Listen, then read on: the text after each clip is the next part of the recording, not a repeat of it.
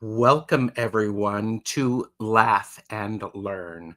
I'm Gerald, and today we are continuing the idea of duality pairs. Now, I am fortunate to be joined by a few amazing people. One of them is Linda de Gonzalez. One of them is Maru, Madame Maru's House of Cards.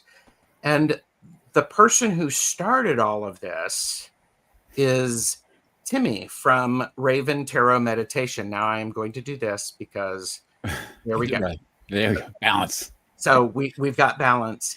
And if you missed the last episode of this, the link is below. Go watch it. It was so good. We decided to pump the brakes a little bit and allow the conversation to flow and to be more engaging. So in part 2, we're doing the Empress and the Emperor and the Hierophant and the Lovers. So learn with us. Please remember to leave comments.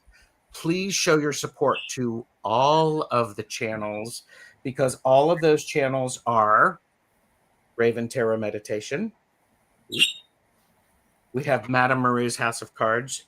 Some of you may know Maru because she is considered one of the best mods. She's also been on my channel a couple of times.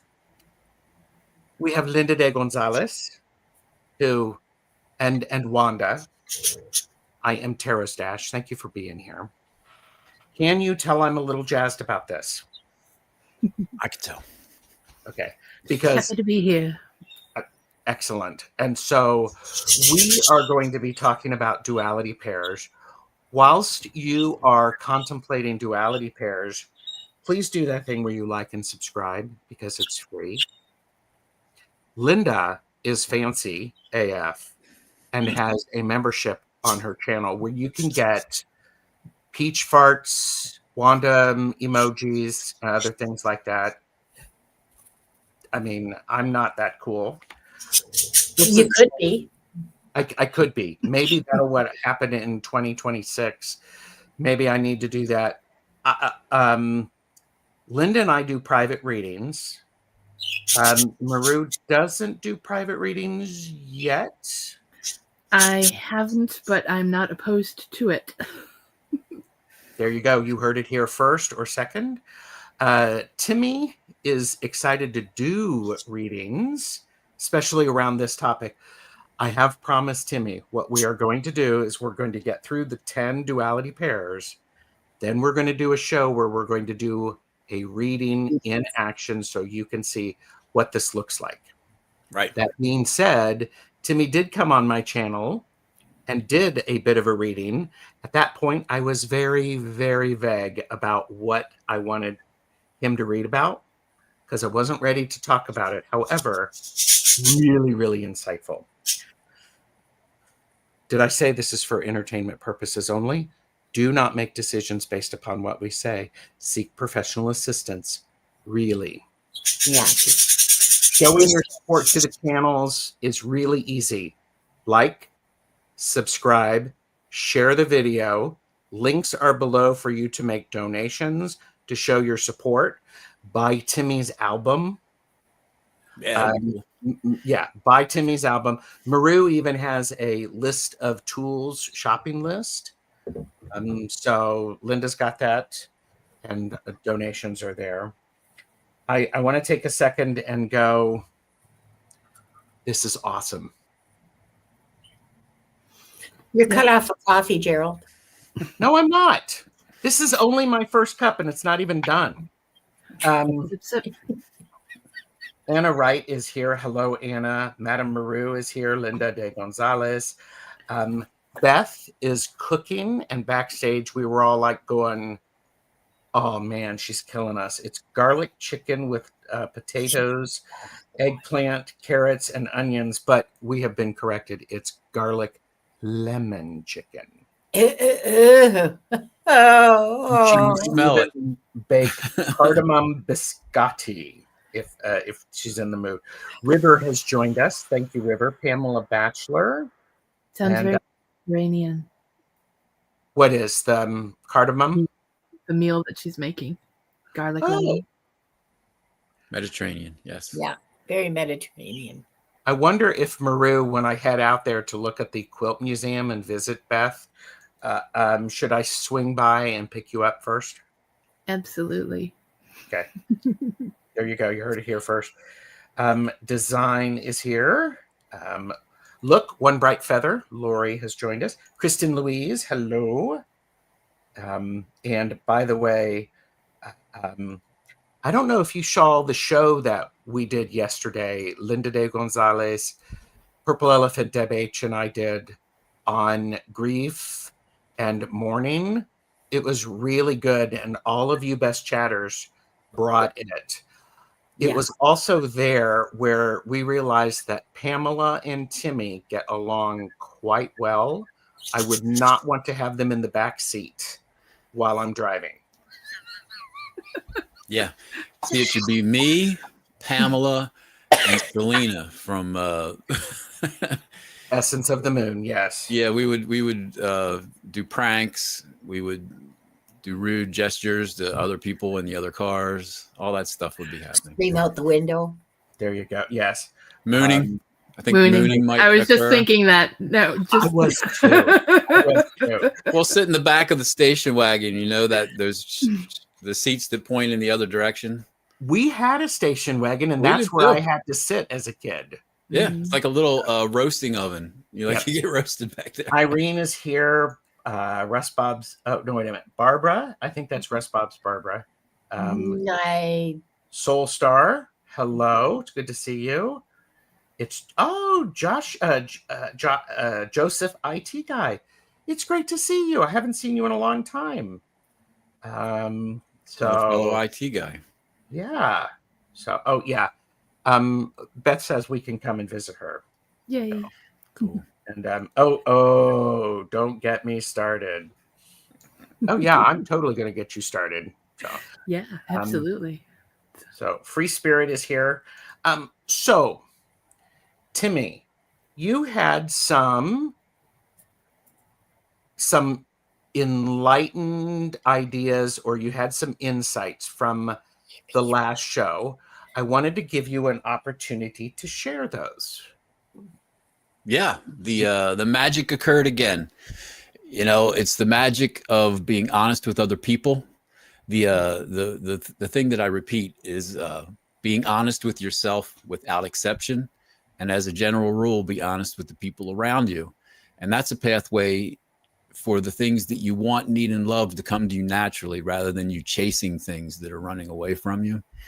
So when you're honest with the people around you, life just works so much more smoothly. So I'm writing this book, and I'm sharing this information with the tarot community and with Maru and Linda and Gerald, and they're helping me refine the ideas, and it's making it better. And Linda helped out a couple weeks ago with the relationships duality, and Maru helped out with the definition label of what I chose to be inward flowing energy and outward flowing energy. And that's kind of how I tend to write, you know, very technical and sort of Einsteinian physics based. Mm-hmm. But Maru came up with the suggestion that perhaps it should be expressive energy and receptive energy. And at first I didn't really accept it, because I'm like, well, I think because the point was to be less of a hot button for you know, sexuality during the discussion. Gender, yeah. Yeah, and I was thinking, well, you know, inward flowing and outward flowing is just as like sexually agnostic as receptive and expressive. So I kind of said, well, maybe whatever, you know. But after I watched, am I a narcissist for having watched that episode from last week 5 times? No. No. Because No. when I'm in the middle of it, I can't hear everything, you know, and Yeah, I don't yeah, of cognate course. everything. That makes Yeah. perfect sense. It's a good thing to do. I find it hard to watch myself. So if you I can do as watch well. yourself, you know, 5 times in a row, like, holy, I'm in awe. I can only watch myself in little bits and pieces. it Wow. it Well, you know, just and part of it is technical too. I love like making the next experience better. So I'm like, well, I got to get a better camera, one that'll do autofocus, you know, and crap like that. But anyway, the after I watched it a bunch of times, I'm like, receptive and, you know, expressive are perfect, elegant, far more nuanced labels for what I was trying to convey at the bottom of the tree there. So thank you, Maru. I appreciate that. Welcome. We have from IT guy, of course. Anyhow, you have such a wonderful group with you, Gerald. Each have poor man. too much love coming from them, and I'm like, I don't know if there's such a thing as too much love. No, not so. I'm here for it. Yeah. Love is not finite. It is not. So I'm thinking he just meant so much love. So much love. Okay. SOO. So. Yeah. So much love. And so, yes, there you go. You, Maru was right. Maru is always right. Another always right one. Yes. So, Timy, would you like me to put the overlay up? Yeah. Let's start there. Okay. So I've edited this, and actually I like to make things simpler usually, but this one it added a little bit of complication. But what it really does is it adds a lot of clarity, though, because we went over the first duality pair, which is the magician and the high priestess. So if you look at the chart and you see the "you are here" label in the middle there, and it's pointing right there at that little dot in the middle. Right to the left of the dot, which is you, is receptive energy. And I think that's a better label rather than inward flowing energy, receptive energy. And that's also congruent with the philosophical meaning of the cards of the magician and the empress. I think everybody agrees that the magician has receptive energy and the high priestess has receptive energy. And from my perspective, it also shows that it's the inward flow. It's your inner thoughts. It's those things that are represented by the first duality, which we choose to call receptive energy. And in Eastern philosophies, it's yin energy, and it's the same thing, receptive yin energy. And that's the energy that is fueled by the dualities of relationships, the duality of motivation, and the duality of humility. You can see those over on the left-hand side. And then the one we're going to discuss today is the other side, which is expressive energy or outward flowing energy. And expressive energy is perfect. You know, it's energy that flows from the middle and, flows from the middle out. It's like the sun, expressive yang energy. And that's represented by the second pair of the Marseille Tarot, which is the third card, which is the Empress, and the fourth card, which is the Emperor. That's your expressive energy. That's the archetype that represents your expressive energy. Mm-hmm. And what this also did is it helped me clarify my thoughts on the world of manifestation duality pair, which is all the way at the bottom. That's the 1, 2, 3, 4. That's the fifth duality, which is the middle point, right? 1 through 10. And this is the middle point, the duality that represents the world of manifestation. And what I see now is the pair of the Empress and the Emperor, expressive energy, that fuels the expressive manifestation of the Wheel of Fortune. Your outward flowing energy, your expressive energy is represented by the archetype of the Wheel of Fortune. And then your receptive energy, which is your inward flowing energy, your inward thoughts, is fueling your receptive manifestation, which is the Hermit. And that's the fifth duality, the Hermit and the Wheel of Fortune.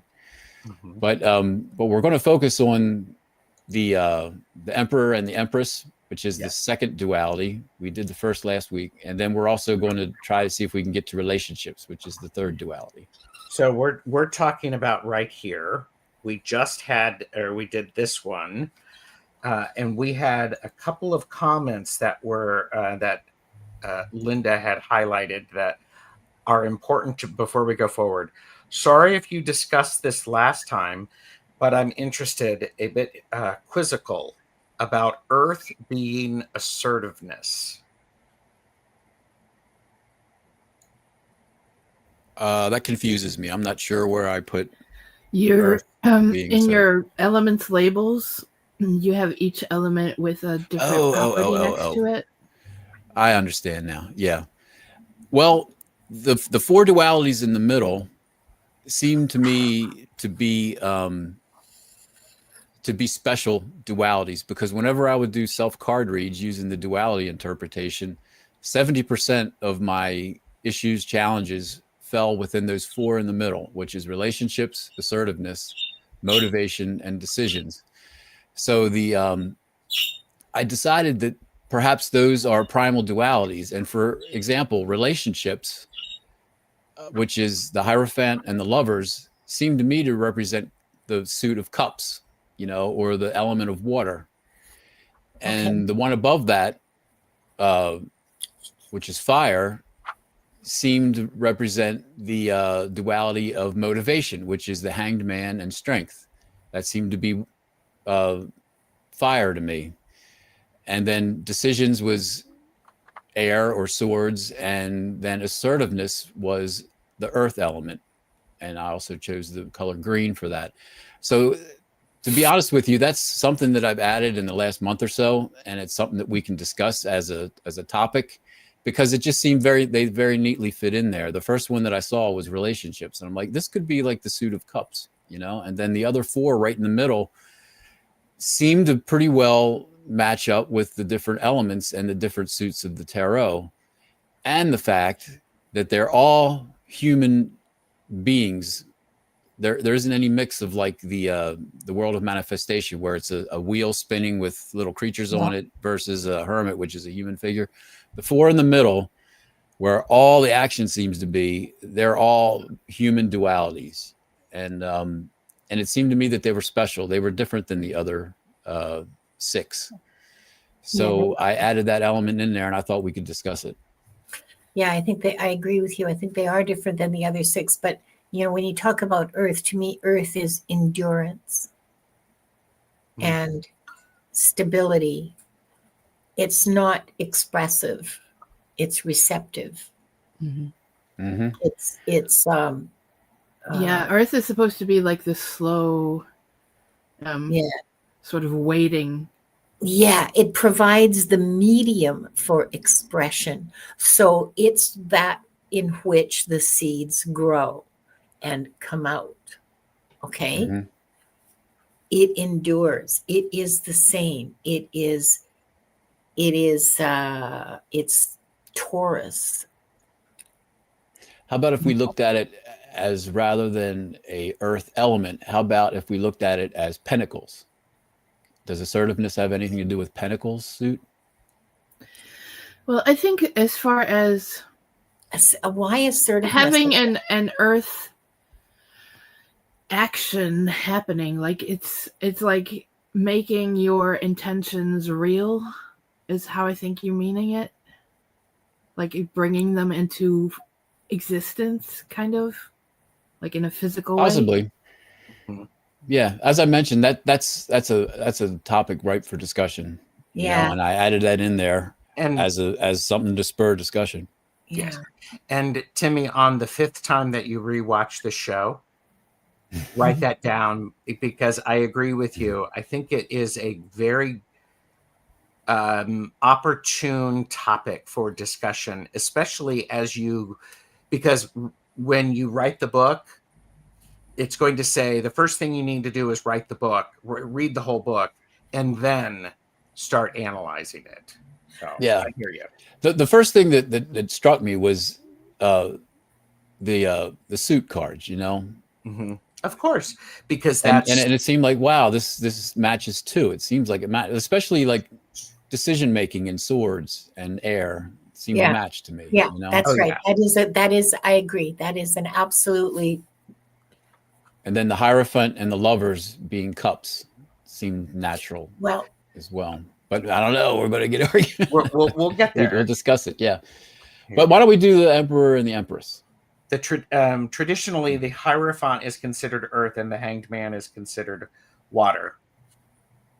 And yes, Linda, Taurus is the Hierophant, the story of the earth. Yeah. So, we'll get there. We'll get there. So yeah.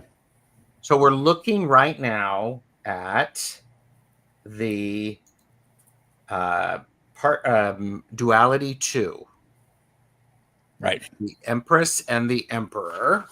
And there's a picture of them. Ignore my extra notes.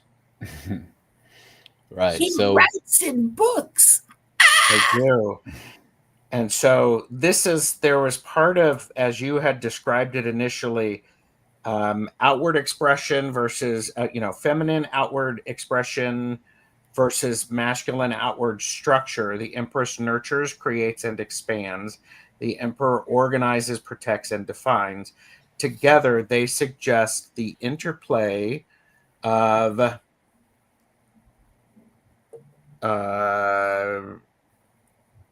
I can't even read that, and governance. Sorry. Yeah. My stuff clicked off. My printer. Yes, Linda, I do print because I walk on stuff. I write on stuff. Yeah. So this that was a real book. Go ahead. Not Timy. yet, but it's coming. Yes. So second duality. Second duality. Okay. Yeah. Oh, wait a minute. Here. Sorry. Let's all do this. Here we go. This section of the video is brought to you by the word vapid. Everyone say it with me. Vapid. Vapid. Lacking flavor, zest, interest, animation, or spirit. Flat. Dull.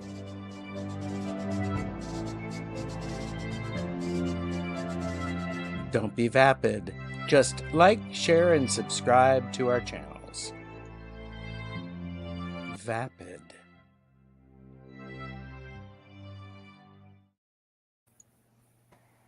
Very nice. You are not vapid, and certainly this conversation is not. Nope. So, I have experience with being vapid, though. I've done that on occasion. ooh, It's that's good that's a story for a different show, kids. Yeah. It's a good protective coloration. It is. Mm-hmm. Yeah. You could consider it expressive energy, being intentionally vapid in order to get people to stop bothering you at a party or something. Yeah. Anyway, last week we talked about receptive energy, which was illustrated by the magician and the high priestess. Mm-hmm. So inner receptive energy, and the duality there has many levels, but one of the dualities is biological male versus biological female. Mm-hmm. Oh, vapid chest. And then the second duality pair, which is the Empress and the Emperor, is also biological male, biological female representations of expressive energy, outward flowing energy. So those are the two first primal dualities, and they are like the master volume of your receptive energy, the left side of your brain, and your expressive energy, which is the right side of your brain. And these two dualities are your master volume for those two types of energy, and the other three dualities on each side, on the expressive side, we have this assertiveness, decision making, and insight. Those fuel your expressive energy. Mm-hmm. And then on the left-hand side, it's humility, motivation, and relationships. Those dualities fuel your receptive energy.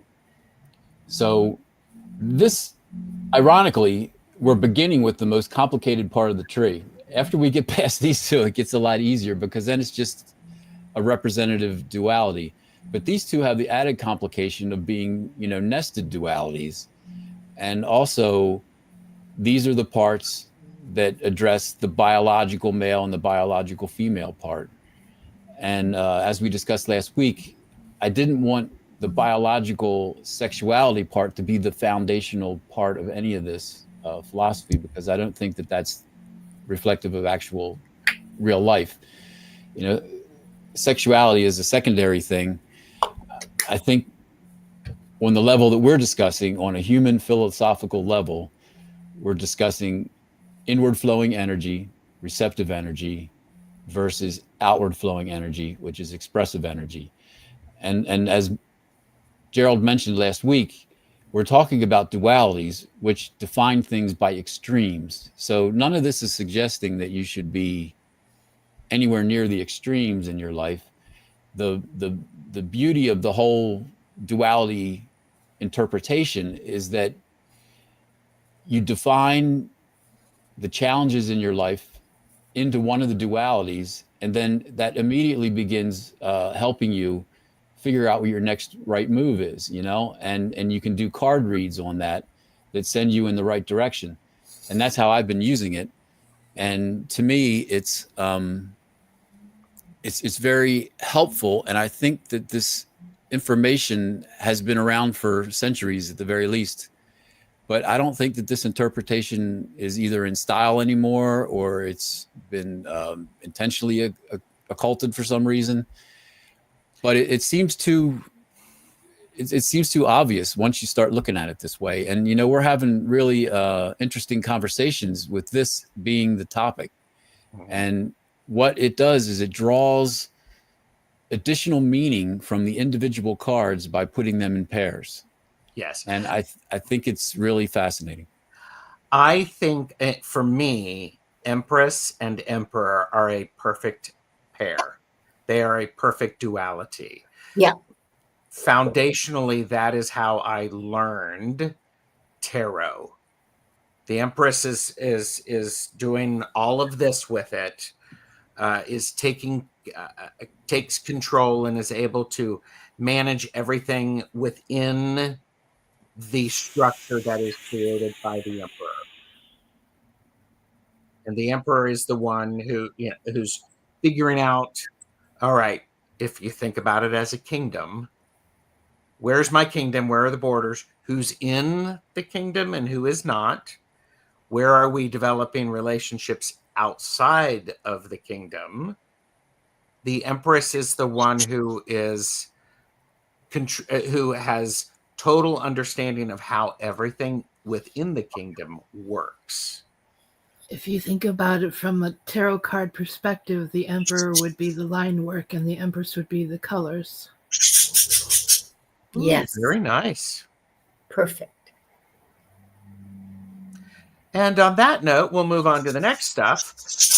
Well done, Maru. No, I like that. That makes a lot of sense. Yeah. That makes a lot of sense. And it's interesting to think about it. What's part of the concept, I think, that's being communicated with these dualities is that we are genetically born usually pointing in one direction or the other. We're usually, either a genetic male or a genetic female, but there's all variations in between. But the lesson of the dualities, the lesson of the tarot, is that the extremes are not where success is. It's the balance point between the extremes is the success point. That's the place where happiness lives, where prosperity lives.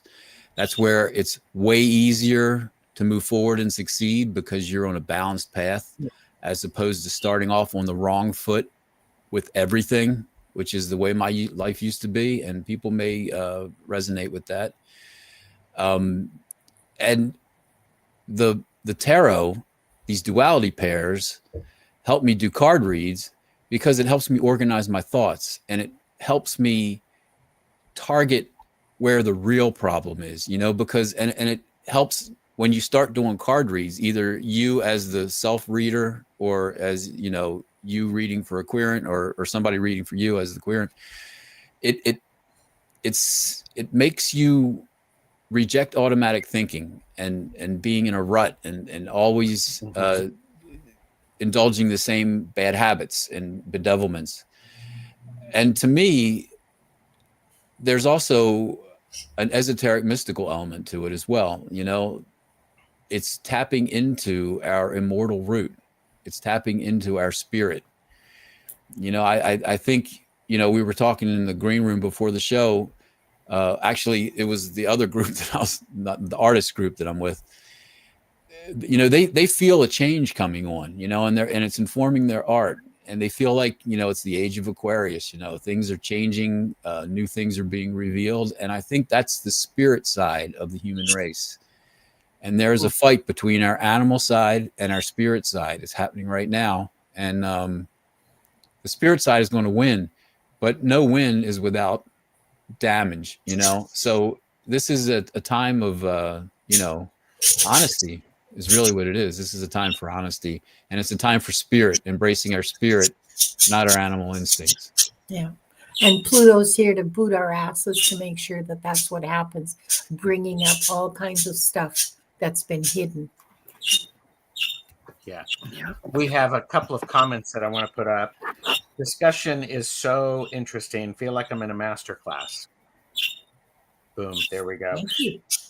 Beth has asked, Timy, when you read tarot for yourself or others, do you read it with duality as your foundation, i.e. integrating these ideas into the reading?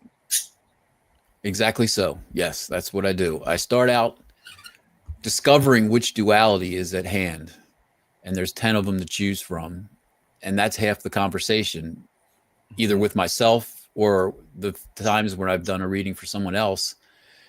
The discussion on which duality is at hand is half the battle to figuring out what your next correct move is, and Yes. that is intentional. There's nothing random about that. I go through the deck, I have all 10 pairs separated out, the major arcana separated out. And then as we're discussing the issue, it's like, well, maybe it's decision making. Like with Gerald, I think the one that we did with you, it was between, is it decision making or is it motivation? And we discussed it, and you had already made the decision. And that was part of the discovery process for you, because you really hadn't consciously accepted that yet, that you had already made the decision. But your motivation was strong. That was solid. And as I was interviewing you or discussing the question, figuring out which duality was at hand, that came out. And I heard you say it, but you kind of almost unconsciously said it. But I'm like, well, wait a minute. So you've already made the decision. And you went, I guess I have.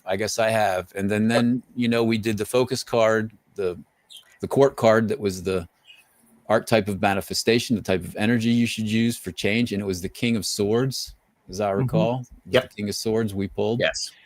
And then we did the pips cards. We did the numbers cards. And that showed a past and present framework of some of the situation that you recognized. Yes. The original question itself. And you're like, yes. And it just gives you confidence that you're going in the right direction. Yes. This is a thoughtful question, Beth. For anyone who does readings of any kind, having a solid question is critical to getting a helpful response. Yeah. So Beth also said it's been around, but perhaps not presented cohesively like this. Maybe, Pamela, we all fantasize about digging up buried treasure, and that's what this feels like to me. Pamela said maybe like outward flowing energy being the past and inward flowing energy being the present. One does not exist without the other. I think these dualities fuel each other. I think that's what makes the universe spin. Yes. You know? Yeah. It's like hopping on one leg versus stepping with each foot. Yes. You can go twice as fast with 2 feet, as long as you don't fall down. And middle path, or the middle way. The further we get from the center, the harder it is to get back. the goal should be to surf the energy and follow.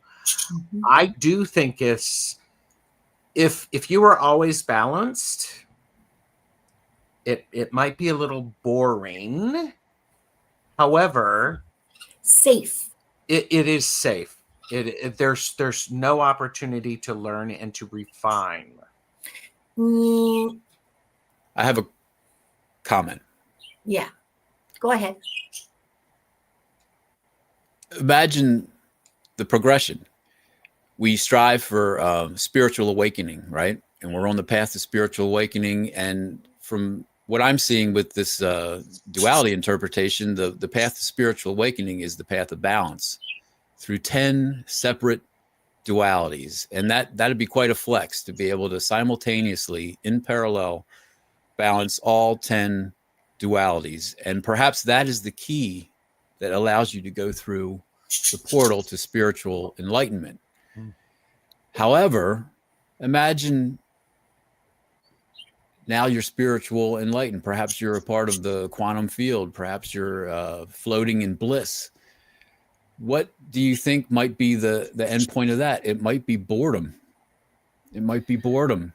Well, I Once find that everything the is unified as frequency of one. the oscillation increases as you go through the dualities. Like the intensity of the experience will increase.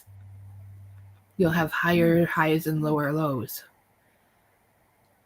As you go through the path of the journey of The spiritual duality. awakening. Mm-hmm. Well, of course, it oscillates. Yeah. But my point was that No, but she's not talking about it oscillates. She's talking about the rate of variation between the high and the low, or the variation is much greater. The higher the vibration, the greater the variance between the high and the low. Okay.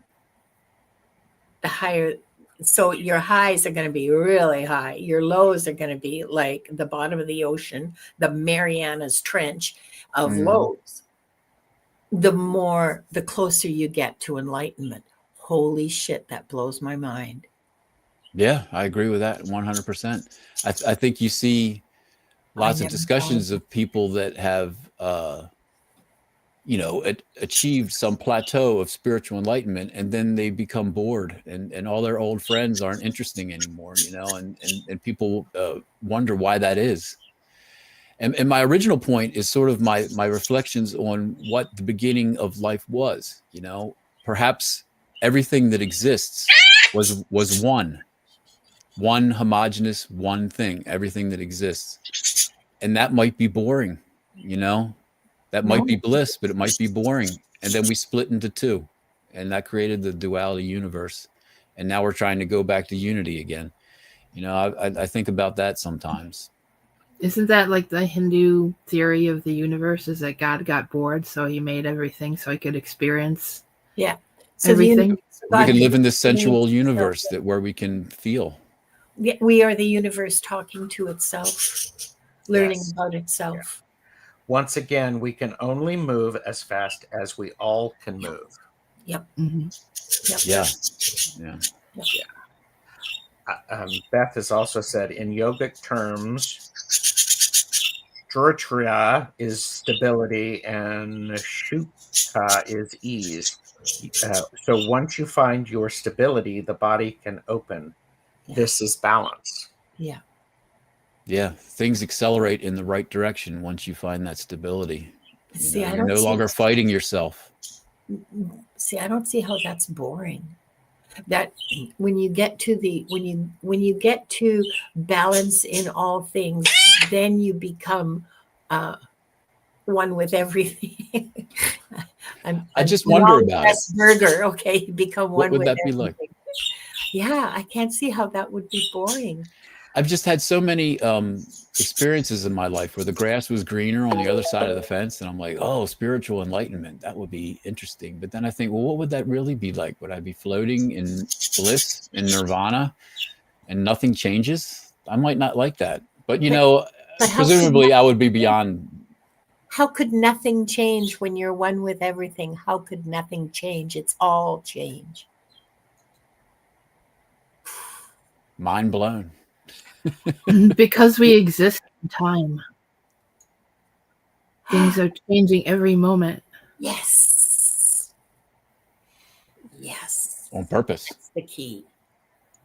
So the Dalai Lama is boring? Yeah, I know. See, I say the provocative thing, and then everybody ribs me. Boring Dalai Lama, eh? Well, I think what's interesting is, what do you do before enlightenment? Chop wood, carry water. What do you do after enlightenment? Chop wood and carry water. Yeah. There Physical are existence doesn't cease in all cases. Yeah. That's an AA thing too. People say once I get sober, all my problems will be solved, and they find out zero of the problem. Well, one problem is solved. You're not drinking anymore, but you got 100,000 other ones. But that drinking was a coping mechanism. So you have to find it's another way of definitely a step solving your forward. problems. Yeah, it's a step forward. But, like you said, you still got to chop the wood after spiritual enlightenment. I want to go back to this. We can only move as fast as we can all move. So if I'm moving fast, the world isn't moving as fast as me. I can get to a certain place. Then the world shifts. Wait for and I everyone can to catch start up. moving. And there's this, there's a balance in it. This is definitely the expressive energy, and thinking about the looking at this this duality too. I mean, and Iron Firehorse said, my kids have found it hard because they know new people were doing bad things, but getting ahead and considered good people in society, while at the same time, good, honest people are beat. Yeah. Yeah. That's a long conversation right there. Just that one topic right there. And here you go. I'm sorry your back hurts from all the chopping and carrying. Mine does as well. Yeah. I understand that. I will say, though, if you go back to the previous comment from Iron Firehorse, that is exactly the type of situation where you can do a duality card read and get some practical advice on how to improve, where you're not an honest person getting beat, and you're not an honest person that can't get ahead. Because, another thing I learned through the AA experience is that, you're at least half responsible for everything in your life, at least half, even the bad stuff that you consider to be a random event that life hands you. We have to put work energy into getting things to improve in our life, Mhm. and those are not truisms. Honest people are not destined to fail, and bad people are not destined to succeed. That's not a true statement. Yeah. Well, yeah. I mean, it happens a lot. I think animal instincts win in the short term often, and that's how we see bad people winning and being resentful of that, Well, I mean, we don't have to look far to see brilliant examples of that very thing around us and celebrated in the media. But I think that it's important to remember that that's temporary and fundamentally unsatisfying. And also, it's cognitive dissonance. Follow the rules of balance. Thank you. That's the word I was looking for. Cognitive dissonance, which cannot last. Yeah. Yeah. Very true. Okay, so the Empress and the Emperor, the expressive yang energy, they embody the active dualities of assertiveness, decisions, and insight. What I find very helpful about that, so assertiveness, decisions, and insight, they're both embodied in these two cards, the Empress and the Emperor. They are demonstrated differently. One is not better than the other. Both aspects of it are necessary. Right. And we embody both of those two styles of getting expressive energy done within each one of us. we can lean more toward our emperor style of expressive energy, regardless of your sexuality, your biological sexuality. And we can also, if we're balanced, lean into the empress side style of expressive energy. And those that have the balance to be nimble and lean into either side are the ones that are the happiest. You know, that's the path of success. That's the path of happiness. To be able to do both, not to be an extreme example of one or the other. Yeah. Creativity needs order, and order needs creative expression. They don't exist without the other. If you have both, it's a superpower. Yeah. And if you have the ability to wield each of those superpowers appropriately, then a lot of other people will benefit from that. Yeah. I believe when we are in balance, people around us experience it. They may not realize what's going on. It does impact them, however. Yeah. Dancing on both sides of that line. Mm-hmm. Yeah. And it and those first two dualities were so hard to figure out. And I'm sure that there's nuances and aspects that we haven't even uncovered yet.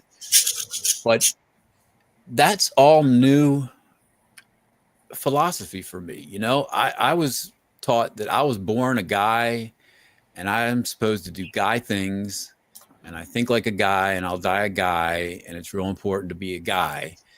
And there, and I'm not even talking about sexuality. I'm just talking about, you know, daily lifestyle. Gender expectations. I get it. I understand exactly. Gender expectations. And what this duality interpretation proves to me, and I've implemented it in my own life, is that, you know, expressive energy is important. You got to have half of your life devoted to expressive energy, and receptive energy is equally important. You need to have half of your life devoted to receptive energy. And when you lean on one and neglect the other, that leads to failure in your life, to difficulty, you know, from slight difficulties to really extreme failure, you know, depending on how unbalanced you are. And that's a new concept for me. You know, I thought I'm like Popeye the Sailor Man. I am what I am, and I'll always be what I am. And I have to work around that. But the truth is, I can be anything that I want. You know, I'm the one restricting myself from being anything. You are the one. You may be the one restricting yourself. However, the cultural expectations and the upbringing are also limiting your innate access to these various aspects, the duality. In your formative years, you take those things to be true, and you assume that that's the way life is, and there's no changing it. Yeah, and then you find out, oh, look. Well, then you start having life experiences, and these things don't quite match up, or they seem unfair. And fairness and justice is a spiritual attribute, not an animal attribute. That's right. And when you feel something is unjust or something is unfair, that's not the animal in you that's reacting. That's your eternal, immortal spirit that's being offended. And that intuition should be followed.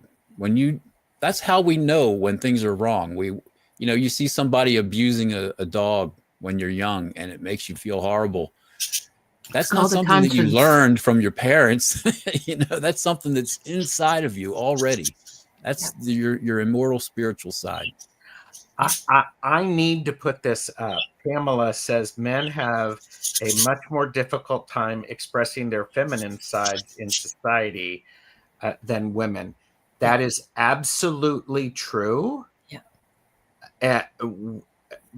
Because what strength appears to be strong, well, when in fact vulnerability is actually a sign of great strength, because it allows the community to support you. It allows you to have an opportunity to get some insight and get checked. So yes, Pamela, I agree with that. I do. And that's motivation, you know, strength versus the hanged man. Yes. What were you saying, Linda? No, just that I agree with Pamela as well, and that for all that I give you guys a hard time, you know, patriarchy and everything. I genuinely feel for the damage that has been inflicted on men by the patriarchy, because it's so difficult. It's so difficult for men in a different way than it is for women, but it's left men emotionally crippled. And oh, sorry, is that a bad word? Emotionally. I think crippled Stunted. implies can never be fixed. Well, Maybe stunted. damaged. Stunted. Yeah, and damaged, and really half of what they could be potentially. Mm-hmm. Yeah. Beth I said, have a snarky little comment, if you don't mind. Let's hear it. Yeah, go ahead, go do it. Yeah. Well, you see, everyone's a woman in the beginning. Yes. We all start out female in the womb. So Yeah. men have to keep reminding themselves that they're not female anymore. Women have 2 X's. Men lost one of their little legs and it came out elsewhere. And they're very proud of that little leg. This is genetic DNA comedy. that's hilarious. It is very damn funny. Yeah, that's a story they tell around the campfire. You know. While you're farting, eating beans. Oh, Lighting sorry. farts. I'm lighting my farts. Wow. You know, Daniel and I were watching Blazing Saddles the other day, and I was like, how did they not just explode? They're open flame. Yeah, all that ignitable gas. Flatulence. I am okay. So Beth said, as we grow up, I think it's important to question almost everything we were taught.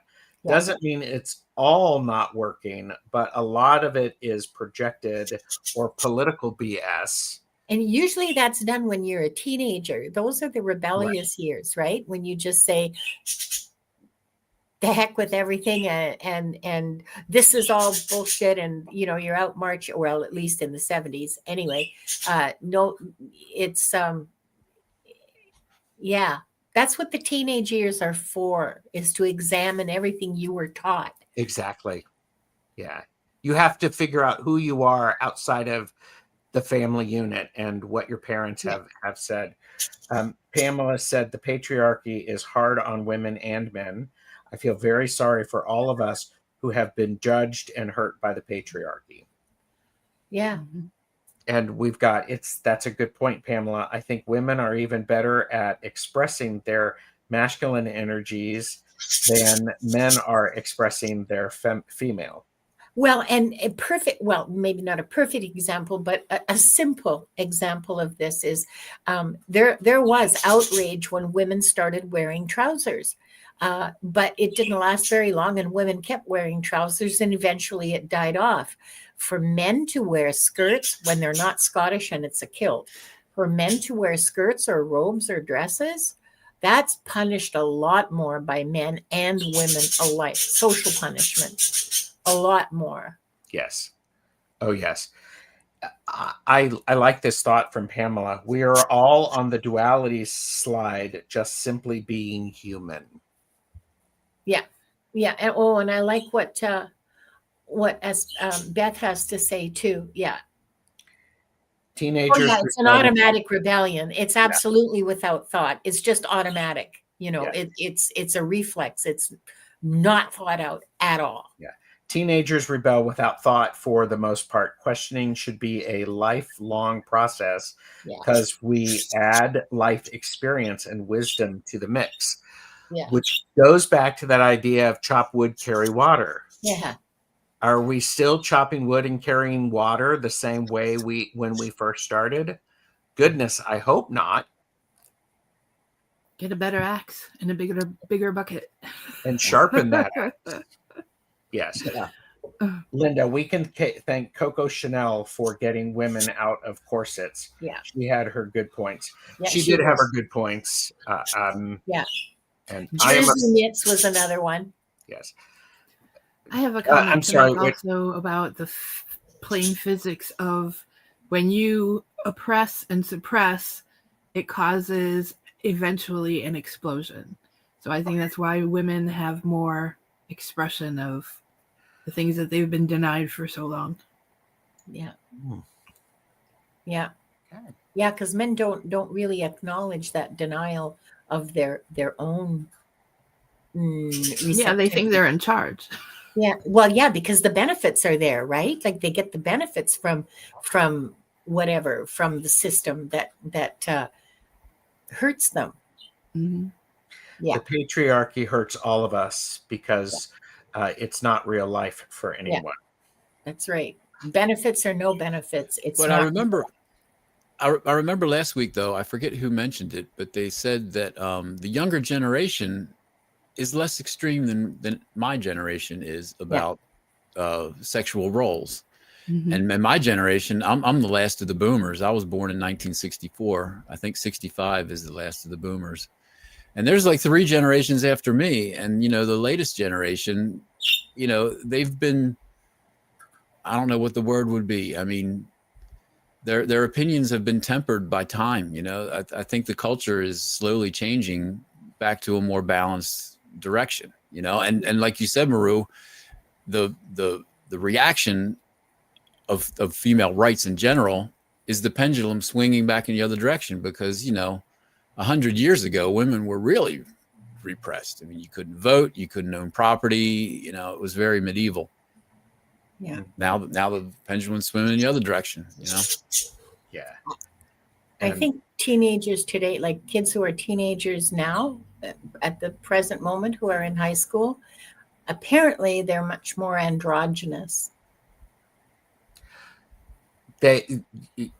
Yes. And I think, white patriarchal power steps on so much talent. This is part of that. It's tapping down. It's controlling. It's removing the joy and the connections, the authentic connections that are trying to come through. And as we're looking at the dualities, there needs to be this balance. Without that balance, we're not able to have art. We're not able to have creative scientists, quantum physicists who are, when they figure out what's going on. I think this is a really an interesting thing. Without creativity, there's no life at all. Correct. Yeah. Yeah. Excellent. Yeah, you can't have one without the other. And these terrible swings from one extreme to the other, it restrains us from progressing. Yeah. Mm-hmm. Yeah. Someday our culture, our society will be far more balanced, and all these wild extremes will not be present in everyday life. It just won't naturally be because people won't know that it's personally damaging to you to cling to extremes. Extremes never help. There's always a swing back. There is always that the pendulum has to swing in another direction. Yeah. I'm always reminded of those monkeys that the alpha monkeys all took the poison meat and they died, and then the rest of the group got along a lot better without them. You gotta wipe out those alphas every once in a while. They get too big. Yeah. 800-pound gorillas are no fun.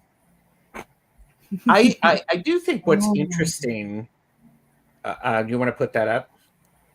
Yeah. Micro example of the effects of suppression. Omaha had a growing jazz scene and then committed one of the worst lynchings in history. The talent went to Kansas City and Chicago. And it's a classic example. There you go.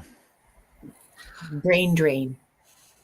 So when we're looking at the dualities, yeah, we were talking about this duality too, the expressive yang energy, which embodies the active dualities of assertiveness, decisions, and insight.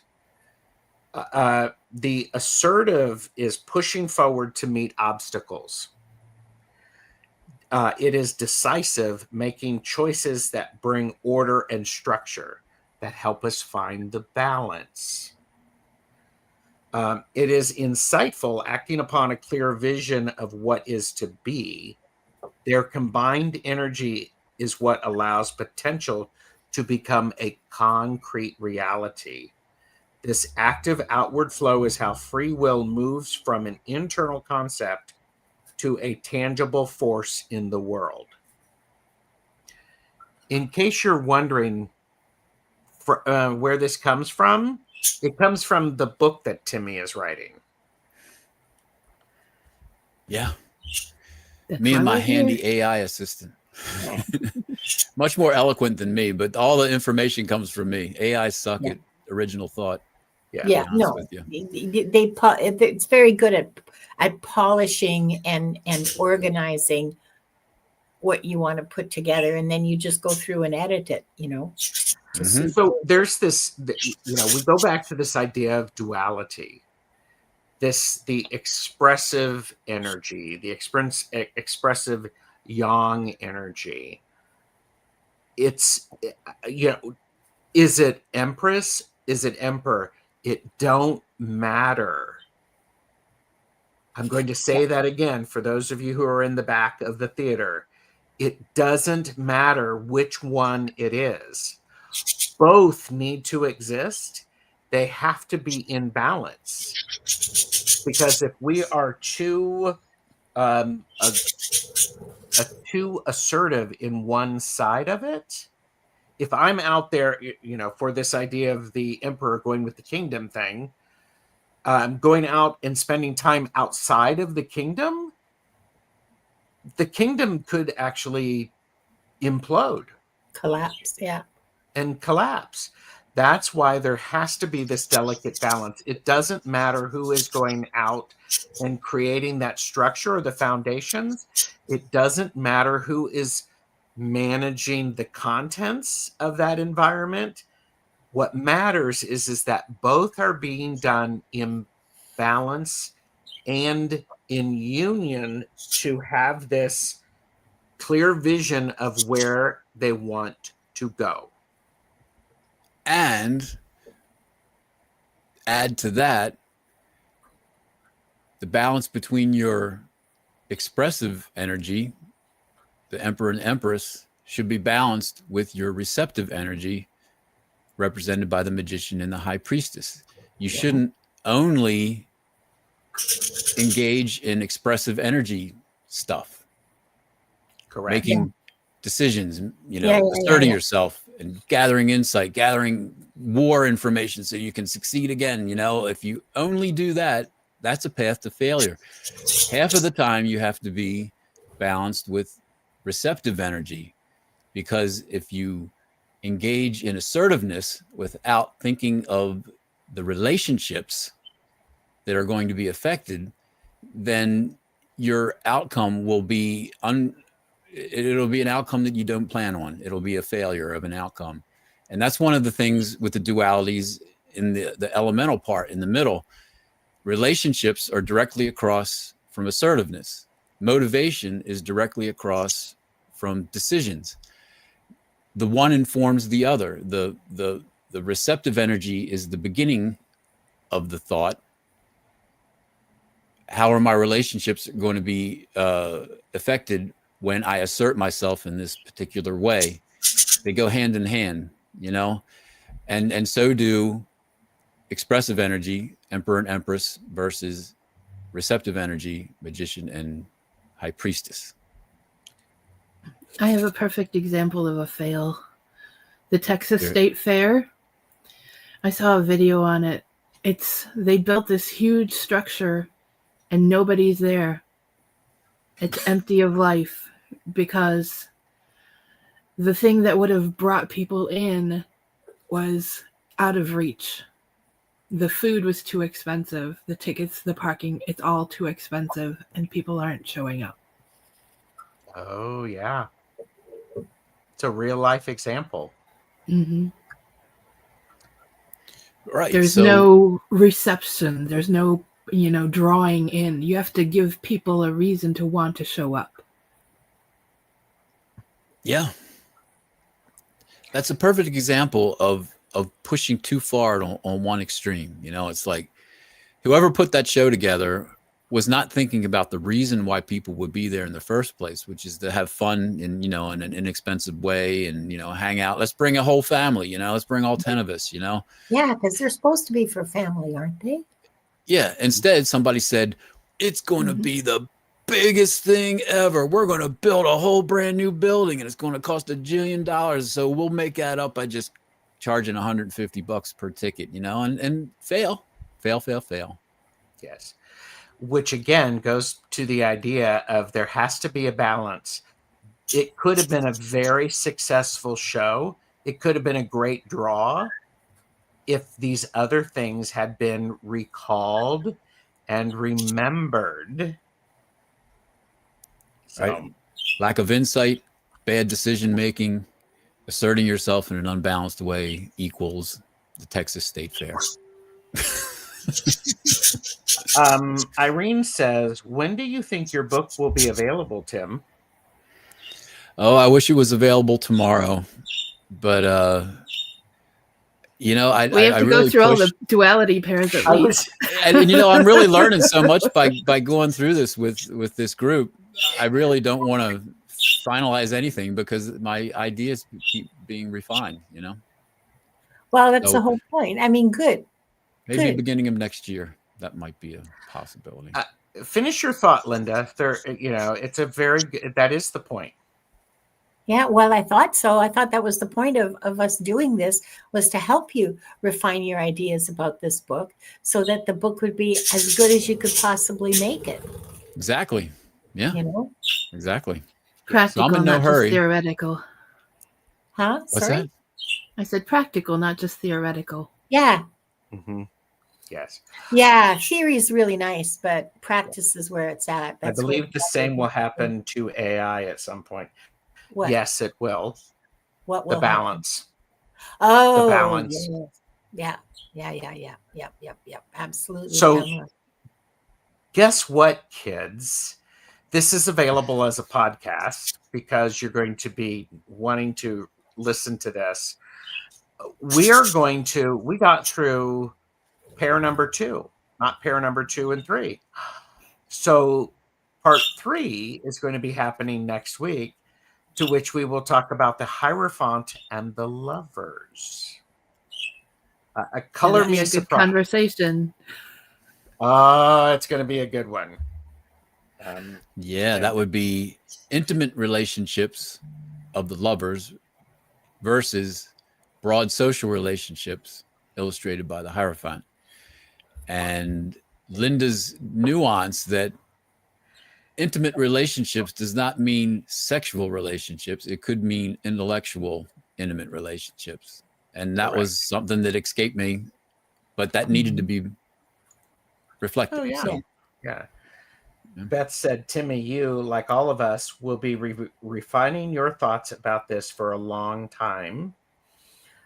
If you don't publish a book based on that, it won't be published.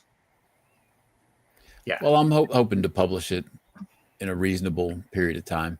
But how He has much to fun find is that this? balance point, right?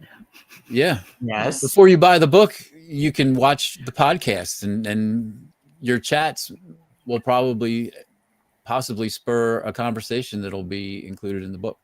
Yeah. Yes. A valuable takeaway is that the patriarchy isn't the men we love in our lives. Yes. It is the society we live in with religion at the core. Thank you, Pamela. Thank you so much.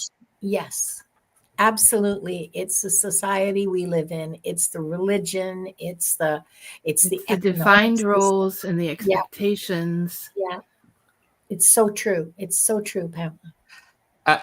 Beth does bring up, it says, I've always seen duality in the lovers and the devil.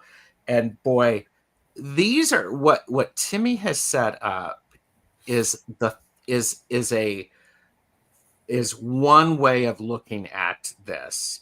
It's a way to find structure. Here, I'll say it. It's a way for you to find duality and to find your balance in understanding it. Because we are human and we dabble in the quantum energy and the quantum field, all that good stuff. Yeah. We're going to be, yeah, well, maybe there's a duality here and here. Maybe there's a duality there and there and there and there and there and there and there and there. I just don't, I think what would be really important, I have to remember this, is to go, let's just get the basics first and then see what it looks like in action. I think that's the web of duality. The web of duality. And Beth said, actually, I would say it is the men we love. We are all victims of the way we are raised. Therein lies one of the biggest obstacles to feminism. Ugh, people. Mm. Why are people? Yeah. I just, you know what I want is I just want everybody to have pockets if they want pockets. Mm-hmm. And I would be happy with women making the decisions for a while. Mm-hmm. Fair's fair. Come to I me. think, Come after honestly, we need both to be equally in charge. This is the point. Yes. Yes. Yeah, how about a duality? The presidency can be a female and a male. Exactly. There you go. The duality is in the quantum field is existence and non-existence. If I was president, I'd do everything. Well, yeah. Good luck. I would have the Department of Relationships. I'd have the Department of Decision Making. I'd have the Department of Assertiveness. I'd have the Department of Motivation, Department of Insight, and Department of Humility. And you know what would be in the Department of Humility? NASA, because they're learning who we are and what we are. You know, if you think about it that way, it's what would be in the Department of Assertiveness. Institute of Health too. That would be part of the Department of Humility is the NIH. I'm Canadian. Yep. I got no skin in this. Well, Yep. I got a lot of skin. That would be Department of Humility. You know, Assertiveness, I hope, would be education. yes. Or would it be part of humility? It would definitely be part of humility. So on that note, tune in next week at this time because I mean, a big thank you to you for watching. A big thank you for leaving your comments after the show. Thank you, Timy, for bringing this to us. Thank you, Maru, for joining us, and Linda. Like, share, and subscribe because all of the cool kids are doing it. And if all you the super cool kids are doing all the super cool kids, you know. Super extreme. Super cool. Let's just have a Department of Happiness. Well, there you go. Yay. Ouch. But again, the tree, brother. So we need a Department of Existence and a Department of Non-Existence. Yeah. That For would the work. things that shouldn't exist. Yeah. I wanted to work for the Department of Non-Existence. I bet you they have better break rooms. Parties. They have better parties. Happy hour. But see, the Department of Non-Existence is the only one that exists. It's the Department of Existence that it non-exists. Yeah. People don't show up for the meetings. There you go. I do want to say thank you, and I really am glad to be able to share this space with everyone. This is a great concept. It's got me thinking. Thank you very much. Pay attention and see you the next time. Bye. Take it easy.